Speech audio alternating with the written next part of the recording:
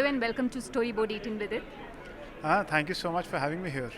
I'll start with the hottest topic that is going on right now of generative AI. For a company like Meesho, how do you see it? No, I think generative AI is a very, very promising technology, I would say.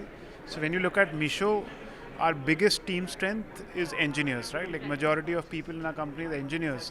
And we're already seeing the kind of productivity enhancement generative AI can bring for coding, right? Especially.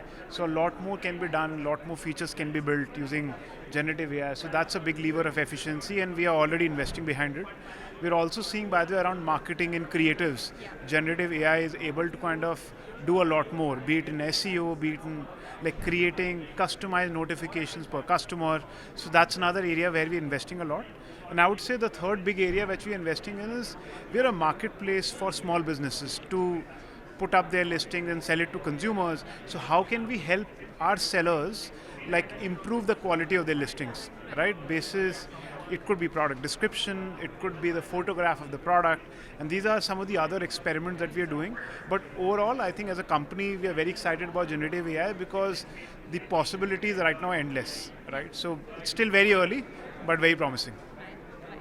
Also, with it, we are in the middle of a campaign that Meesho has broken with really big celebrities. Now that you have bigger ambition in terms of reaching multiple categories, scaling big time, has the approach to marketing changed? Are you looking at a much bigger picture?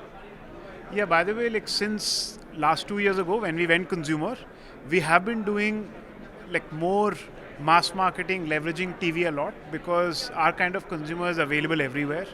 One of the big things that we did recently is our brand refresh. Like so the logo that you see me wear right now is our like Arm and Jamuni logo which very recently rebranded to, and that by the way kind of talks about the kind of inclusivity we are bringing in our brand. Like our brand is not just for women, but for all genders. It's not just for one income segment, but for all of them.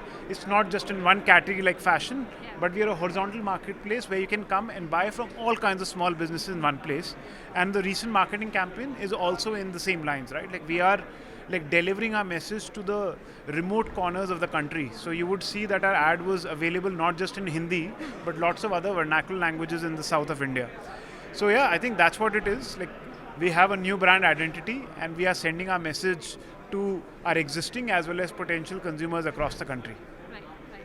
Also a little bit about influencer marketing. You use influencers a lot and there's a lot of chatter around regulating them because the space is very new.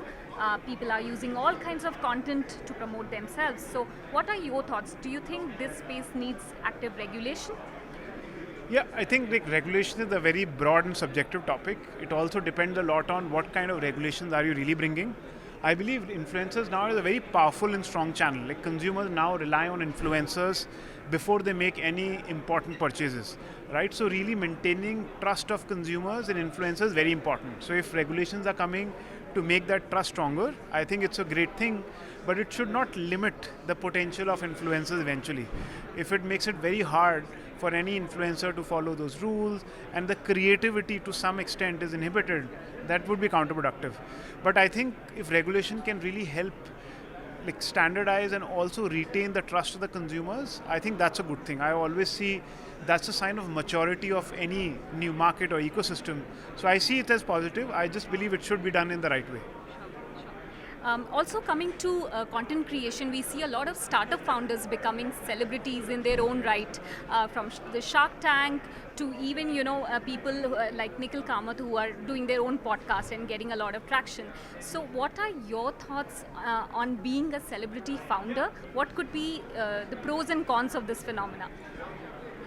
Actually, I don't know. I think you should ask one of the celebrity founders. I don't think I'm one of them.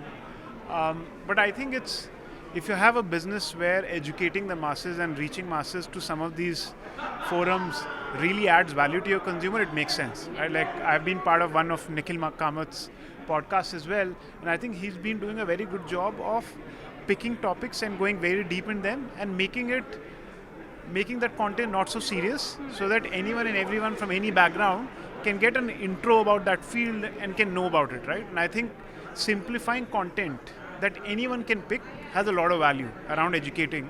And I think that podcast has been adding a lot of value around it. So if something around content basically comes from that angle, I think it's a big value add for the entire ecosystem. But yeah, like Shark Tank, etc., I don't think I have a good point of view. You should ask some of those folks there. Do you intend to go in on any of those shows anytime in future? Like right now, I have no plans. Right, like there's a lot of work for us to do at Meesho. I think that's where we are focused. But you never know. All right, and now that we have threads right now and so many multiple platforms, what's your favorite social networking site where you spend most of your time online? It's always been Twitter. Yeah. I really like the kind of people, the kind of content. I can pick a passion and interest and really go deep into that. But it's good, right? Like more competition generally makes like all of these platforms evolve more, right? They would want to kind of make their product better, which is again good for consumers like us. So I'm looking forward to it. But for my go-to platform has always been Twitter.